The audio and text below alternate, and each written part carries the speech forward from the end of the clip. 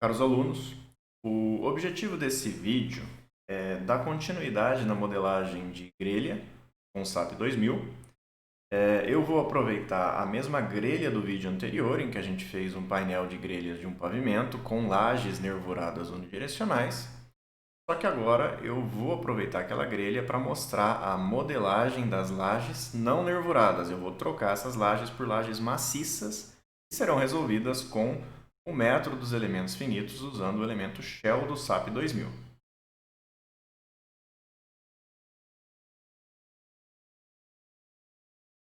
Então, essa daqui é a mesma grelha do vídeo anterior. A principal diferença, eu até destaquei aqui em azul, né, é que eu troquei a laje, que agora está anotada agora em vermelho. Essas lajes são todas maciças, de 10 centímetros, também a espessura tudo 10 centímetros. São 10 centímetros de concreto armado, tá? E o peso delas agora de carga permanente, a carga variável não mudou, ela continua com 1,5 kN por metro quadrado, já que isso depende do uso. É o peso do concreto. É importante destacar porque o que ela vai pesar? Ela pesa peso específico gama, aqui em cima do concreto, vezes a espessura da laje. Isso vai dar o peso por metro quadrado dela. E isso é mais fácil de fazer de forma automática no SAP 2000.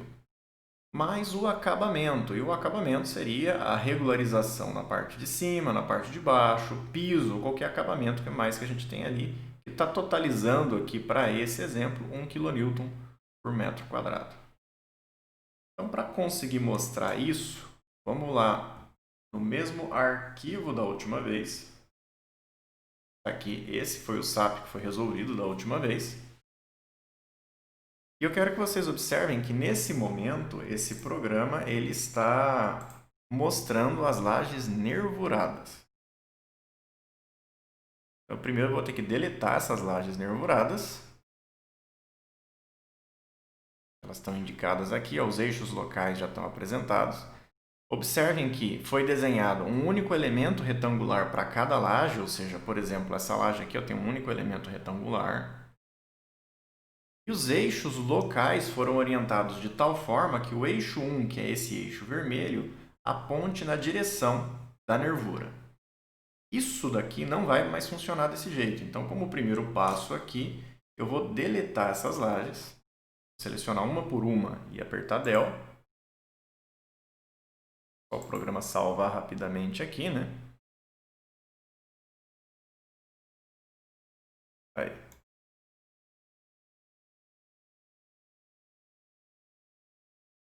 Deletei uma por uma. Para não me perder aqui, eu vou trazer no cantinho aqui as informações do painel. E quando eu deletei esses elementos de área, tudo que eu tinha de informação deles foi embora junto, tá? Ou seja, a carga já sumiu, todo o restante sumiu. Como as vigas permanecem da mesma forma que no modelo anterior, o carregamento de parede ainda está aqui. Se eu clicar com o direito aqui num desses elementos de viga, por exemplo, ó, a gente consegue ver que a rigidez da torção foi reduzida para 15%. Em loads, aqui eu tenho a carga de parede aplicada nela. Então, para modelar essas lajes, todas elas têm 10 centímetros. O primeiro passo é vir aqui no menu de definição. O material já foi criado, é o mesmo concreto anterior, então só para conferir rapidamente aqui. Aqui é o C25, que é o que a gente estava usando. Vou voltar aqui em definir. Vou definir uma seção, a Section Properties, Area Section, seção de área. Na laje nervurada que a gente fez no vídeo anterior, a gente usou essa seção chamada None. Agora, que é a mesma coisa de não ter seção, eu preciso criar uma seção de 10 centímetros. Esse ASEC1 é só uma seção que o SAP cria aleatoriamente, tá? Pode ignorar ele. Então, para criar uma nova, ela é do tipo Shell. Opa! Toma cuidado aqui de pegar o Shell. Vamos adicionar uma nova seção. Abre essa pequena janela aqui. Eu vou chamar de L10. A cor, uma cor qualquer para representar, pode ser esse verde claro mesmo. E aqui no tipo de laje, só lembrando, né, rapidamente, eu tenho isso daqui podendo funcionar com a teoria de placa, seriam essas duas aqui. O TIM seria o placa fina e o TIC seria o placa grossa. A teoria que a gente usa seria de placa fina. Então, vou marcar esse daqui. Porém, esse elemento shell ele também permite representar membrana. E membrana seria o elemento de casca ou membrana mesmo. Inclusive, sendo possível para simular elemento de chapa. Lembrando, casca ele tem curvatura e trabalha com pressão, membrana tem curvatura e trabalha a tração, e chapa é um elemento plano com carga no plano. Só trabalha com forças na vertical, na horizontal e cisalhamento. Por sugestão, eu diria para vocês não usarem esses daqui de baixo. Usem o elemento, a propriedade shell. O que é o shell? O shell é placa mais membrana.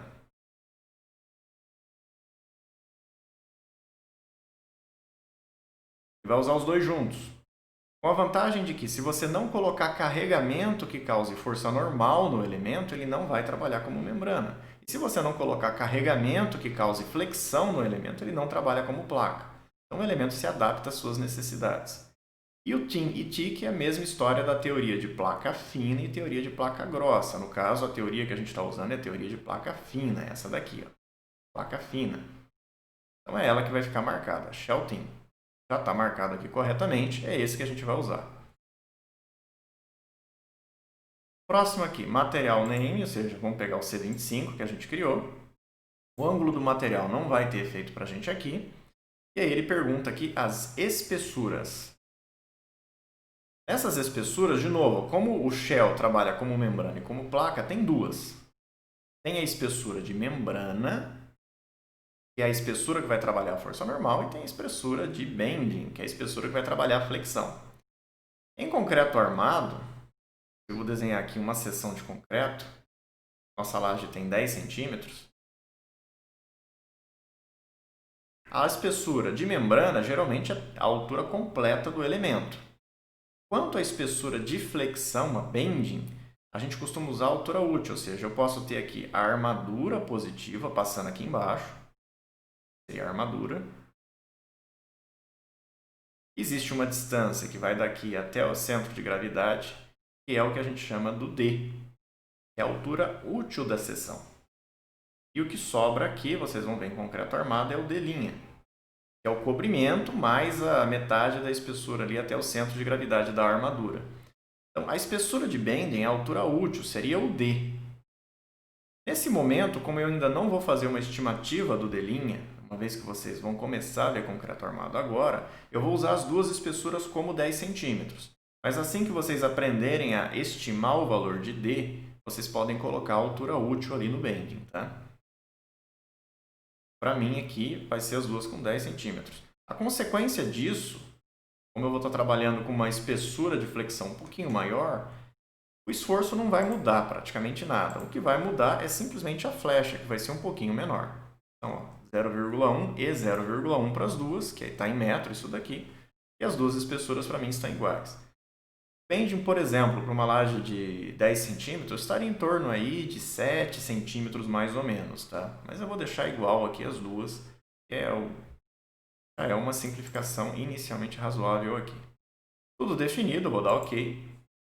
Apareceu ali na lista de Area Sections o L10, vou dar OK de novo. E agora aqui eu vou ter que desenhar essas lajes.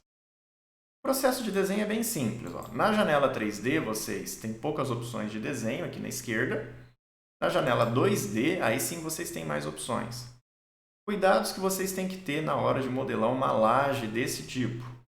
Não é mais a mesma coisa do que a gente fez para a laje nervurada unidirecional. Agora, isso tem seção transversal e eu não posso ter um elemento por laje. Na verdade, isso aqui vai formar uma malha de elementos finitos. Então, todas as lajes aqui vão estar subdivididas em vários elementos menores. Por exemplo, para essa daqui seria alguma coisa assim, estou só arbitrando. E as lajes vizinhas dessa laje também vão estar subdivididas, só que eu tenho que tomar um cuidado. Muito cuidado nisso. A primeira, todos os nós, ó, que eu vou destacar aqui em azul, do contorno da laje vão ter que estar em cima da viga. Se não estiver bem em cima da viga, ela não apoia na viga. E entre uma laje vizinha e outra, por exemplo, para a laje da direita, quando eu for fazer a divisão dela, ó, eu vou ter que desenhar ela de um jeito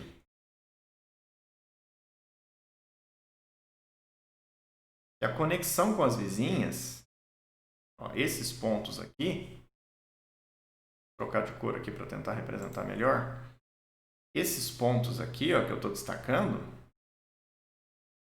sejam os mesmos para as duas lajes. E a mesma coisa vai acontecer para a vizinha de cima, para a vizinha de baixo e assim sucessivamente. Outro cuidado que eu tenho que ter na hora de representar uma laje dessa é que o elemento shell do elemento finito, por mais que a gente possa aplicar carga por metro quadrado, ele vai jogar essa carga distribuída por área de influência nos nós da malha. Não fica distribuída. Então, por exemplo, essa laje pequena que eu tenho aqui no meio, se eu desenhar ela só com dois elementos divididos, eu teria os nós de todos os elementos, todos em cima das vigas. Quando ela distribuir essa carga por metro quadrado, não fica nada no meio da laje. Vai tudo para as vigas. Isso aqui não vai funcionar de acordo com uma laje maciça. Então, minimamente, todas as lajes terão que ter alguns nós aqui no meio. Senão, não vem carga para o meio. Minimamente. E, obviamente, por ser elementos finitos, à medida que a gente vai diminuindo o tamanho dos elementos e aumentando a sua quantidade, a gente vai melhorando o nosso resultado. Se a gente tiver uma malha muito grosseira, esse resultado ele não vai ser lá muito realista. Então, para começar na modelagem, o que eu sugiro? Usem como primeira versão de divisão as linhas do grid. Ou seja, olha a laje 1 aqui, ela tem uma linha de grid aqui, ó, então eu vou desenhar ela como dois elementos. Inicialmente, depois eu vou dividir isso. A laje 2 poderá ser desenhada com um só. A laje 3 ó, tem uma linha de grid passando aqui, ela também vai ser feita com 2. E assim sucessivamente. Então, essa daqui pode ser com 1 inicialmente. Essa daqui também. E essa última aqui poderia ser com 2 também. É uma versão grosseira. Depois a gente vai refinando isso daqui um pouco, tá? Então, deixa eu fazer agora o desenho oficial, já com as ferramentas do SAP. Para desenhar isso com grid, a minha sugestão, ó, esse primeiro botão aqui, você tem que clicar nos 4 nós de contorno, lembrando que é sempre bom fazer isso no sentido anti-horário, para orientar a laje corretamente. O segundo, eu vou representar a diagonal. E o terceiro, ele cria um elemento já por limitação do grid. Isso é bem interessante de usar, eu vou pegar ele. Esperar carregar essa janelinha aqui, né? É gravar o vídeo e começa. Não está respondendo. Aí, foi. Vou pegar a seção correta. Agora não vou usar o none como na laje nervurada no direcional. Vou pegar o L10. E com essa função, ó, se eu tentar fazer um quadrado aqui, ó, ele vai desenhando um por grid. Ou seja, eu posso clicar no meio da laje, como essa daqui, ó, e ele já desenha. Ou eu posso clicar, segurar e fazer um quadrado que ele já desenha ela picada, ó, por elemento do grid. Terminei de desenhar, só apertar ESC. Ficou faltando uma aqui, né? Deixa eu acrescentar ela. Pronto. Todas estão desenhadas. Aqui no 3D, deixa eu colocar uma representação que ela fique preenchida em cores, né? Fio geral, fio objects. Só vou fazer isso no 3D. O 2D eu quero continuar enxergando os eixos locais. E a primeira diferença é, não mexa nos eixos locais. Essa laje trabalha nas duas direções. Então, aqui o que eu quero? Eu quero que todos os eixos 1, que são esses vermelhos, estejam na mesma direção. Então, ó, todos estão na horizontal. Isso é ótimo. Porque na hora que eu ver os esforços, eu quero ver o esforço de momento nessa direção igual para todas as lajes. E o eixo vertical, que é o 2, ó, todos também na mesma direção. Ó, todos estão apontando para cima. Importante da gente conferir. Se não estiver aparecendo o eixo local, vai lá no Display Options e liga isso, tá? Para mostrar os eixos locais das áreas. Agora, o que eu vou fazer? Essa primeira divisão de áreas ela é bem ruim. Eu preciso aumentar. A primeira malha que eu vou fazer ela vai ser meio grosseira, mas depois a gente vai refinando. Então, o que eu costumo fazer? Acha o menor elemento, por exemplo, esse aqui. Que seja mais ou menos quadrado. O tamanho desse elemento, mais ou menos, se a gente olhar lá pela figura, ele tem em torno de 1 metro de altura, aqui, ó, 1 de altura, por 1,58 de largura. Eu vou mandar dividir todos os outros mais ou menos do tamanho deste, tá? Mais ou menos do tamanho desse aqui. Não vou usar 1 metro aqui, porque senão ele vai quebrar isso aqui no meio, porque 1,58 é menor. Então, como é que funciona isso? Vou selecionar todas as lajes. Não importa se você selecionar as vigas juntos. Vou vir aqui em editar.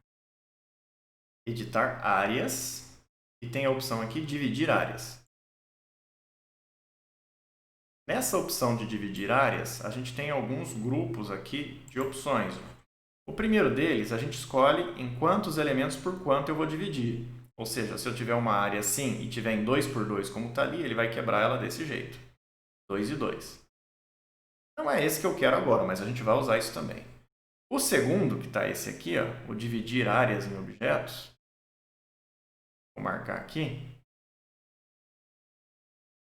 Se eu tiver um elemento grande aqui, ó, e aqui tiver marcado na horizontal e na vertical, ou na direção 2 e um 3, é difícil saber o que é horizontal e vertical, 1,2, ele vai quebrar essa laje, sem contar a proporção, de forma que essa dimensão aqui, ó, eu vou chamar aqui de D, ela seja menor ou igual a isso aqui, ó, no caso a 1,2 do jeito que está aqui. Então, como eu quero todas elas mais ou menos do tamanho dessa, eu vou colocar 1,58 nesses números e vou ver se ela faz uma divisão mais adequada, tá? Eu vou colocar 1,58. Como eu não sei o que é horizontal e vertical, eu vou colocar 1,58 nos dois. Então, nenhuma delas vai ter tamanho maior que 1,58. Como esse 1 já é menor que 1,58, ele não vai mexer na altura desse elemento. Vou dar OK. Olha só o que ele fez. Agora ele subdividiu o resto. Ainda é uma malha grosseira. Por exemplo, olha esse corredor. Todos os nós estão sobre as vigas. Não tem nada aqui no meio. Então não tem carga no meio. Mas, para uma primeira versão, isso aqui está bom. Ou seja, todos mais ou menos do mesmo tamanho, mesma ordem de magnitude de dimensão. E todos os são iguais a esse que eu tinha destacado ou são um pouquinho menores apenas. Então já ficou interessante para a primeira versão. Não é a malha de elementos finitos finais, mas é a que a gente vai usar para trabalhar inicialmente. É sempre bom lançar carga, sempre com uma versão mais grosseira mesmo da malha. Agora que isso aqui está feito, vamos lançar o carregamento dessas lajes. Então, se eu clicar com o direito num elemento desse, ó, vocês vão ver aqui ó, que ela está com a seção L10, tipo Shell-Team, que é o que a gente queria, e no Loads não tem nada. De carregamento aqui, eu tinha colocado que a gente tem a carga permanente e a carga variável. Para lançar a carga permanente, ó, vamos vir aqui primeiro no menu definição e dar uma olhada nos load patterns. São os grupos de carga que a gente tinha criado. Aqui já estão definidos. Eu vou usar o DED para o peso próprio automático, o GK para o restante da carga permanente e o QK para a carga acidental. Nesse DED aqui, o peso próprio do concreto já está feito. Lembra? Ele está com o multiplicador 1 aqui. O que ele vai fazer? Ele vai fazer o gama do concreto vezes a altura da laje. E isso vai dar uma carga em kN por metro quadrado. Então, não preciso me preocupar com o peso próprio do concreto. No momento que eu disse que essa laje tem 10 centímetros de espessura, o computador já sabe quanto que ela pesa. O que falta aqui é aquele 1 kN por metro quadrado da carga variável.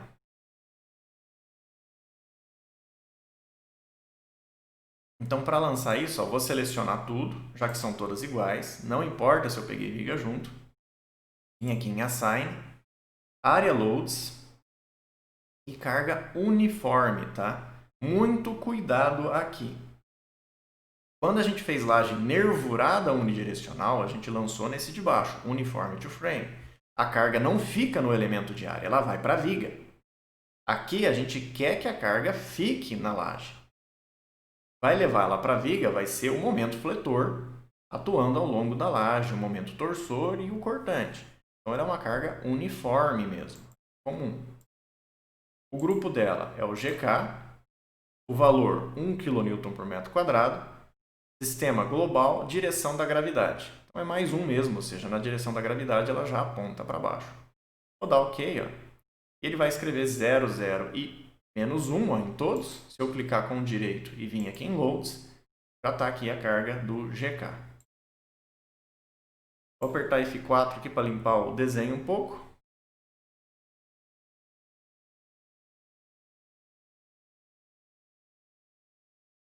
Pronto. E agora eu vou lançar a carga variável. Então, de novo, seleciona tudo. Vem aqui em Assign, Area Loads, Uniforme novamente. O grupo agora é o de carga acidental, que é o QK, e o valor da carga é 1,5. OK. Escreveu 0, 0 e menos 1,5. Se eu clicar com o direito e vir aqui em Loads, já estão as duas cargas. O GK, que é o restante da carga do acabamento, e o QK, que é a carga de uso dessa laje. Então, nesse ponto, todo o carregamento foi lançado e essa laje, essa grelha está, em teoria, pronta numa primeira versão de malha de elementos finitos. Isso aqui ainda não é a versão final, tá? Apertando F4 aqui para limpar as informações um pouco. O eixo local eu vou deixar ligado para ficar fácil de ver os diagramas no final. Então, deixa eu tirar agora essa imagem com as cargas para a gente. Pronto. E agora a gente vai começar a descobrir qual dessas malhas de elementos finitos seria a mais adequada para a gente. Então, essa primeira já não é muito adequada, mas eu vou deixá-la salva desse jeito e vou tirar uma cópia do arquivo. E caso eu precise modificar, é mais fácil modificar com pouco elemento desenhado do que com muito. Então, sempre posso voltar, abrir esse arquivo e mexer nele. Então, deixa eu salvar uma cópia. Aqui, grelha sobrada, eu vou chamar agora a versão 2. E nessa daqui eu vou modificar. Então, o primeiro defeito que tem essa malha, se vocês analisarem, é, por exemplo, esse corredor aqui, ó, não tem nenhum nó no meio da laje. Eu tenho que colocar alguma coisa ali no meio. Então, eu vou mandar dividir tudo, para que tudo continue mais ou menos do mesmo tamanho, em 2 por 2. Agora, eu não vou me preocupar mais em definir tamanho. Então, eu seleciono tudo, editar áreas, dividir áreas. Vou pegar essa primeira opção e mandar dividir todos os elementos em 2 na horizontal e 2 na vertical. Pronto, aumentou bem agora aqui o número de elementos. Ela ainda parece uma malha grosseira, mas talvez ela já represente. Então, aqui no corredor, que é a menor laje que eu tenho em largura, além dos nós que servem de apoio nas vigas, sobraram aqui 3 nós que vão lançar um pouco de carga no meio dela. Quanto às lajes maiores, essa daqui já está com uma divisão de 4 por 4 elementos, não está nada ruim. Essa daqui, que é uma laje grande, está bem mais dividida, são 4 na vertical e 6 na horizontal. Essa daqui da sacada, ela também tinha aquele problema de não ter nenhuma carga no meio, agora ela tem pelo menos uma linha de nós no meio que vão jogar carga aqui fora da viga. Então, isso aqui talvez já dê algum resultado interessante para a gente. Como é que eu vou saber se essa laje ela está dividida de forma adequada, suficiente para mim confiar nesses resultados? Então, aqui vocês vão mandar calcular, análise, vamos ver primeiro as opções de análise. Já está definido como um cálculo de XY, com deslocamento vertical em Z, rotação em X e rotação em Y, está certo. Lá para o menu de análise e mandar calcular agora para a gente ver alguns esforços.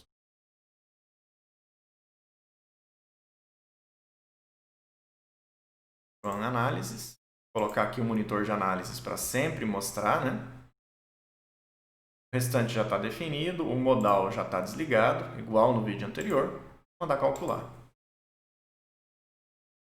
À medida que a gente for aumentando o número de elementos de área, vai ficando cada vez maior o problema para o SAP calcular, tá? Então isso pode ficar um pouquinho pesado. Então está aqui o nosso arquivo, indicando que não tem nenhuma mensagem de erro. uma coisa interessante de se verificar, ó, é que ele coloca aqui o número de equações de equilíbrio, 447. Isso aqui é o tamanho do sistema de equações que ele monta pelo método dos deslocamentos, tá? Como tem elemento finito aqui, não seria puramente método de deslocamentos, mas é bem parecido, o tamanho da matriz de rigidez. Então são 447 graus de liberdade que essa estrutura tem agora. À medida que eu vou acrescentando nó aqui no meio, vai tendo cada vez mais graus de liberdade. Então, ele deve estar tentando mostrar aqui uma deformada. Ó, eu vou clicar na janela e apertar o F4 para limpar. E agora eu vou ver primeiro algum esforço dessa laje para a gente verificar se isso aqui está bom. Então, eu vou vir aqui no Display, Show Forces, mostrar esforço do Shell, algo que a gente não tinha antes. E nessa janela eu consigo ver todos os esforços que tem aqui. Vamos só repassar. Aqui eu vou escolher o grupo de carga ou a combinação. Já está selecionada a combinação 1 do estado limite último, que é a que eu quero. Eu posso ver os resultados em termos de força ou em termos de tensão. Em termos de tensão não é muito interessante nesse momento, porque você tem que escolher se você vai ver a tensão em cima ou embaixo. Força é mais interessante. E o que tem de força? Eu tenho as forças de membrana, que são essas daqui. Se eu pegar o meu elemento diferencial, desenhar um pouquinho maior aqui. O eixo 1 está aqui e o eixo 2 está aqui. O F1 é a força normal aqui. O F22 é a força normal aqui. E o F12 vai ser o cisalhamento. A força máxima mínima e a vertical média aqui é com relação ao círculo de Mohr. Quando você gira isso daqui até que o cisalhamento zere, você encontre as forças máximas, que são equivalentes a σ1 e σ2. Como a nossa estrutura não tem nenhum carregamento que causa esforço de membrana, mesmo que eu deixe ali o F1 ligado e tente ver o diagrama, não vai ter nada. Aquilo que eu comentei para vocês. Ó. O amarelo aqui, pela minha escala, se vocês olharem na escala aqui embaixo, ó, é zero. Então não tem esforço nenhum, normal, nem na direção 1. E se eu ligar na direção 2, 3, o F12 também não vai ter nada. Vou dar o F4 aqui de novo para limpar esse gráfico e vamos ver o outro agora. O segundo grupo aqui e o terceiro, esses daqui são os esforços de placa. Então lembrando que a placa tem o quê? Eixo 1, eixo 2 na vertical. Lembrando que eu estou olhando aqui, ó, meu eixo vermelho está na horizontal, então 1 está na horizontal. E o eixo 2 está na vertical, que é o branco. Dependendo de como modelar, isso pode estar ao contrário.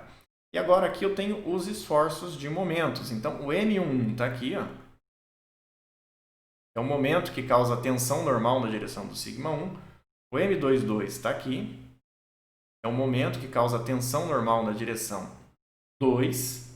E o M12, que é a torção, seria o esforço aqui. É o esforço de torção. O máximo e o mínimo que estão nessa coluna aqui é a mesma coisa das forças, ou seja, se eu girar esse elemento até que a torção seja zero, eu encontro o momento máximo e o momento mínimo numa determinada seção. Normalmente a gente se preocupa mais que nada com esses três de cima aqui. Principalmente o M1 e o M2, já que a torção no dimensionamento de concreto armado acaba sendo considerado pela norma de uma forma mais indireta. E claro, também dá para ver o cortante na direção 1,3 e 2,3, que seria o cortante nessas duas faces, na face 1 e na face 2, incluindo o cortante resultante máximo, se for o caso. Então vou me preocupar aqui com o M1 e o M2, principalmente, que são os mais importantes na hora que a gente vai dimensionar. Como o meu eixo 1 está na horizontal, o M1 vai ser o MX, o M2 vai ser o MY, porque o eixo X está aqui, ó, na horizontal, o eixo Y está aqui na vertical. Para esse modelo, tá, gente? Quando vocês desenharem outra grelha, vocês têm que conferir a posição dos eixos locais. Então, vamos ligar aqui o M1. Tá, ok? Ele vai fazer um diagrama bem colorido, com uma escala ali embaixo. O que eu vou verificar aqui? Primeiro de tudo, a escala pode estar um pouco exagerada no início e depois a gente ajusta, mas a gente vai ter que comparar se o esforço vai mudar à medida que eu for aumentando o número de elementos aqui. Então, eu preciso de alguns pontos chaves para verificar se esse valor de esforço vai mudar muito. Esses pontos chaves que eu costumo escolher são relativos ao momento positivo.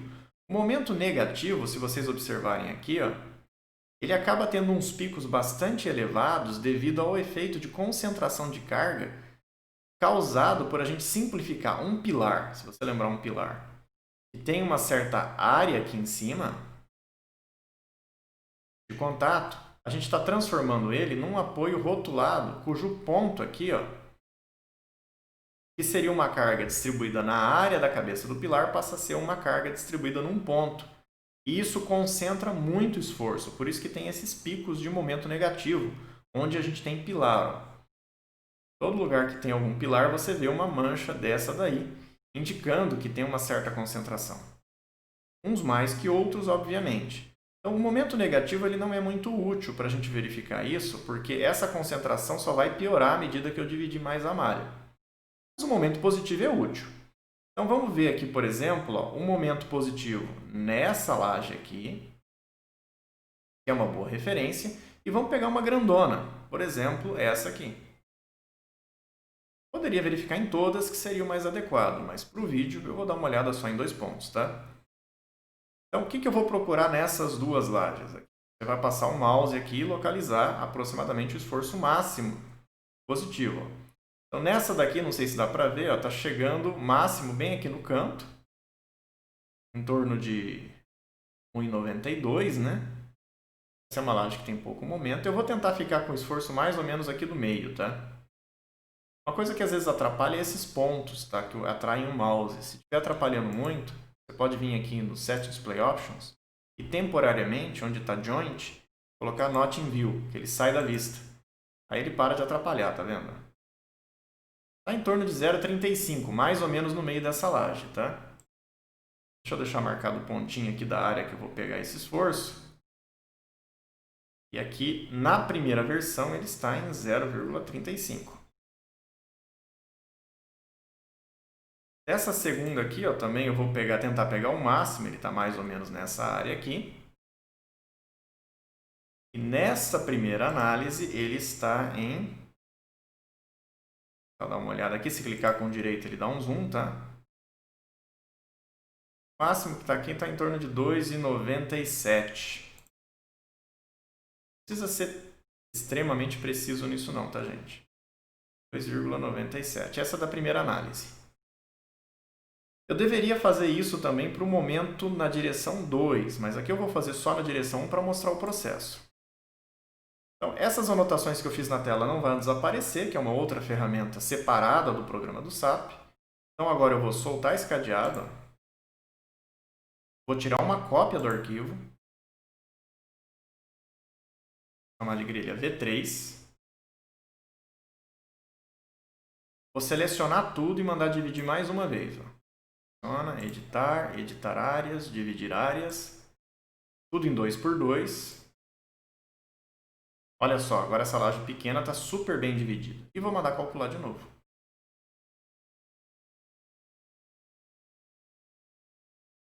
Esses números que estão na tela são do nosso cálculo anterior e já está definida aí a região onde eu vou procurar esses esforços de novo. Reparem aqui, ó, que o número de equações de equilíbrio subiu para 1623, ou seja, aumentei o número de nós, aumentou o grau de liberdade da estrutura. Normal, vai ficando cada vez maior. Ele já está me mostrando o diagrama de esforço M11, que é o que eu estava vendo da última vez, então já estou no diagrama correto para verificar se esses esforços mudaram muito. Vou pegar uma outra cor aqui agora para perder. Então aqui, ó, em torno de 0,25. Agora, a nova versão desse valor. Então na nova malha agora é 0,25. Esse outro aqui, vamos procurar. 301, 302, 301. Aproximadamente 3, né? 01, 02. O que eu quero que vocês observem? Nesses dois pontos de referência, o esforço não mudou muito quando eu dobrei o número de divisões. Quadruplicou, na realidade, o número de elementos. Em teoria, em ordem de magnitude, tanto essa quanto a malha anterior já estão bem parecidas em resultados. Eu poderia usar essa ou a anterior. Vamos fazer mais uma divisão para ver se isso melhora ainda mais ou piora um pouco mais. Então, ó, vou soltar o cadeado de novo. Tirar mais uma cópia do arquivo. Agora eu vou criar V4.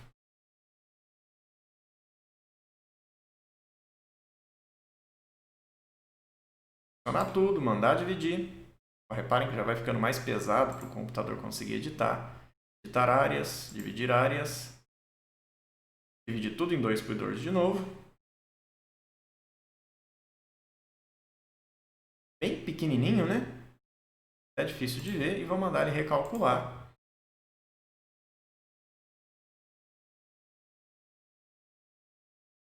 Está processando, né? Vai demorar um pouquinho mais do que no cálculo anterior. Olha só, calculou. O número de equações foi para 6.135, ou seja, esse é o novo grau de liberdade da estrutura. Com relação ao esforço, aqui vai ficar bem difícil, 0,26, 0,25. Aqui.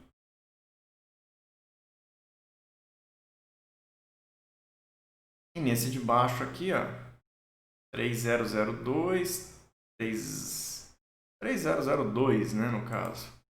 Então, praticamente 3 redondo.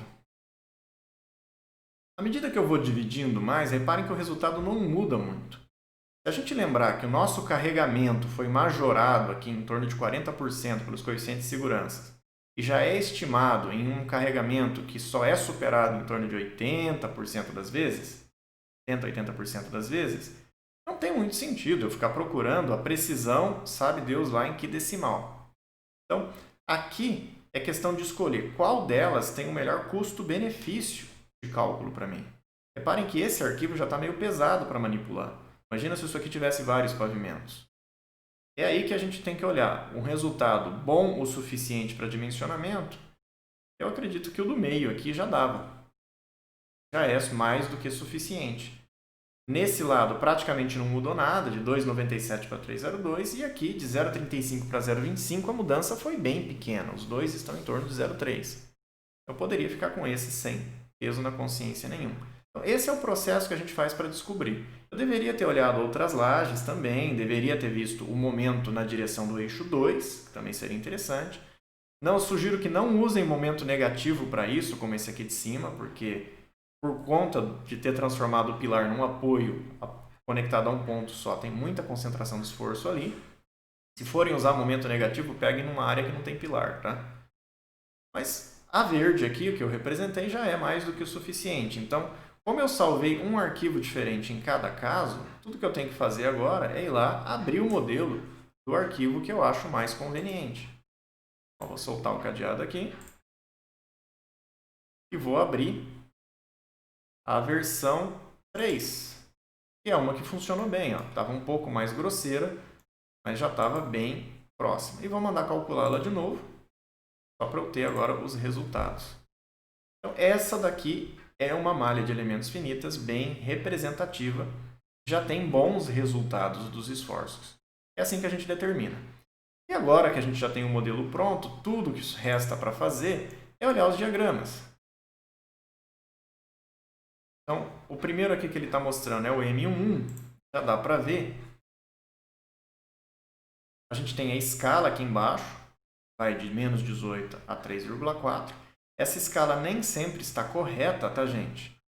Se vocês, por exemplo, passearem com o mouse aqui, vocês vão ver que o menos 18 não existe. Está chegando no máximo a menos 14 aqui naquele pico bem concentrado. E o máximo, 3,27, o máximo aparentemente está correto. Então, na hora de você, aqui no display, mostrar forças, shells, colocar o diagrama, aqui onde está Contour Range, você pode colocar o valor de mínimo e o valor de máximo para ele ajustar os limites da escala. Isso é muito útil, tá? Para melhorar um pouco essa figura. Se você deixar no default, ele sempre vai tentar gerar algo no automático e normalmente o negativo ele acaba exagerando um pouco. Por exemplo, se eu colocar Ali eu não vi nada menor que menos 12, né? Menos 12 no mínimo. E o máximo eu vou deixar ainda em 3 e 4. Mandar refazer o diagrama. Ó. Ele ajusta a escala de menos 12 a 3 e 4. E agora tem uma faixa maior de cores para me mostrar o que está acontecendo. Lembrando que isso aqui é um momento na direção do eixo X aqui. Ó. É o M11 que a gente está vendo. É o momento que define a armadura que vai ser colocada na direção do eixo X, ou seja, nessa direção das linhas que eu estou representando. Então aqui vocês veem, ó, em cima dessa viga aqui, ó, que tem uma área de momento negativo. Eu teria que pegar o valor máximo para poder dimensionar. A mesma coisa acontece, na verdade essa é a principal viga, né? Porque não tem nenhuma outra viga cruzando. E eu tenho aqui, ó, momentos positivos da laje 2, da laje 3, da laje 4, da laje 5, da laje 6. A questão agora é procurar o valor máximo aqui, movendo o mouse, e deixar anotado para dimensionamento. Vamos dar uma olhada no outro esforço agora. Display, Show Forces, Shells. Vamos pegar o M22 agora. Vou vir aqui na escala, Set to Default, que não vai ser os mesmos limites do anterior. E está aqui agora o diagrama M22, que seria o momento na direção do eixo Y, que está aqui, ó, que é o M22. É o vetorzinho branco que está para cima. Ele que vai definir o dimensionamento da armadura colocada na direção vertical aqui da planta, tá? Então, de novo, ó, em cima dessa viga aqui, ó, você vê que tem uma faixa de momento negativo, que é aquele momento de engastamento. Você tem que descobrir o valor máximo para dimensionamento. Só sugestão, não pegue o valor máximo bem no ponto onde está colocado o pilar. Lembre-se que na planta, você tem o pilar, você tem as vigas passando aqui. Ó. Então, pegue o valor do momento na face da viga ou na face do pilar. Não pega nesse ponto aqui, porque assim você evita pegar essa concentração de esforço que não é realista. Uma vez que o pilar tem uma cabeça com uma certa área. Aqui, ó, tem uma área. Ao contrário do nosso apoio rotulado, que todo o apoio de carga está num ponto, de área zero. Então, pegue na face do pilar, na face da viga, para evitar esse valor absurdo que tem ali no ponto de concentração. Dá para ver que essa viga aqui quase não tem momento negativo, que é um efeito interessante que apareceu aqui. Isso é um efeito que a gente não consegue ver quando você considera lajes isoladas. Essa outra viga tem momento negativo de encastamento, ó. Dá para ver pelas cores. E, novamente, os momentos positivos. Ó. A laje em balanço, como isso é um momento na vertical, praticamente não tem nada de momento positivo. Como ela está trabalhando em balanço, mesmo tendo as vigas de contorno, ela está se sustentando basicamente no momento negativo, como uma laje engastada livre quase. E depois eu tenho os momentos positivos, ó, da laje 2, aqui da região da laje 3, da laje 4, da laje 5... e da laje 6. Questão de mover o mouse aí até achar o máximo e anotar o máximo para dimensionamento. De laje, o que mais que tem de esforço interessante aqui? Ó? Vamos lá. Eu tenho o M12, que é a torção. A gente não acaba não utilizando ele muito, porque ele não é tão significativo. Mas aqui vocês podem observar que a torção máxima não ocorre na região central da laje. Ó. A região central aqui está na casa do zero. Ela costuma ocorrer nos cantos das lajes. Ó. Um par de cantos vai para a torção positiva, que são esses dois ali, ó, e o outro par de cantos tende a ir para a torção negativa. Mas é a mesma coisa, tá? Isso aqui na norma de concreto, vocês vão ver que existe uma armadura para momentos volventes, que vai nos cantinhos das lajes, que é justamente a armadura de torção, tá? Ela não é determinada com base nesses esforços, ela é calculada em função da armadura longitudinal, tá? Então, você vê aqui as regiões em que a gente tem esses efeitos de torção. O professor de concreto vai explicar isso um pouco melhor para vocês quando vocês chegarem lá. E a gente pode dar uma olhada também no cortante. Ó. Vou pegar o máximo, que já seria meio que uma resultante dos outros dois. Ó. O que eu quero que vocês observem aqui é que a maior parte da laje tem um cortante relativamente baixo. Aqui de 11 kN por metro. Importante, ele não é tão determinante no dimensionamento dessas lajes maciças, exceto quando você tem punção, que seria uma carga concentrada chegando na laje. Onde eu tenho carga concentrada chegando na laje? Aqui em lugar nenhum, mas tem um efeito que chega perto disso, que é quando tem um pilar.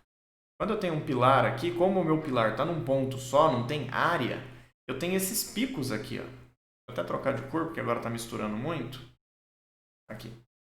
Eu tenho esses picos de tensão, ó, de esforço de cisalhamento, onde tem os pilares. Ó.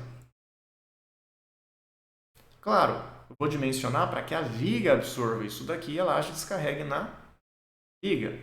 Mas se vocês chegarem a dimensionar uma laje que não tem vigas, direto apoiada no pilar, aí nesses pontos teria a armadura de cisalhamento, que é uma armadura de punção que o professor de concreto armado vai explicar em algum momento. Nesse ponto, isso aqui não é relevante, já que eu não tenho pilar chegando direto na laje. Primeiro ele conecta na viga e a viga conecta na laje. Então, esses são os esforços da laje. O que mais que tem para mim ver? Se eu vim aqui para o tridimensional, para ficar mais fácil, eu vou desligar do tridimensional agora, ó, o elemento de área, aqui, áreas, eu vou colocar Not in View, para ficar vendo as vigas. E aqui, ó, eu posso ligar agora os mesmos diagramas que vocês viram. Diagramas, deixa eu vir aqui pelo display, Show Forces, Frames. Eu tenho o diagrama de momento fletor, que é o M33. Aqui o diagrama, a gente pode até exagerar um pouquinho na escala, se quiser, para melhorar um pouco a vista, né?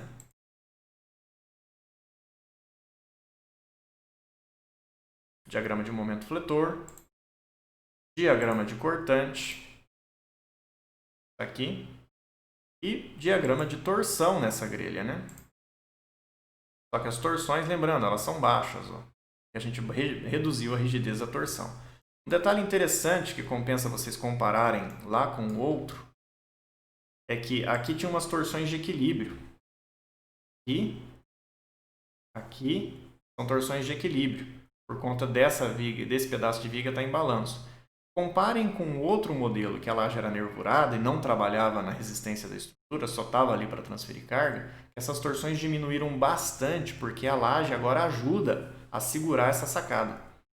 A laje maciça tem essa capacidade, por conta daquele momento negativo que tinha em cima dessa viga, ela tende a segurar grande parte da carga dessa sacada e diminui bastante essas torções que aparecem nas vigas, tá?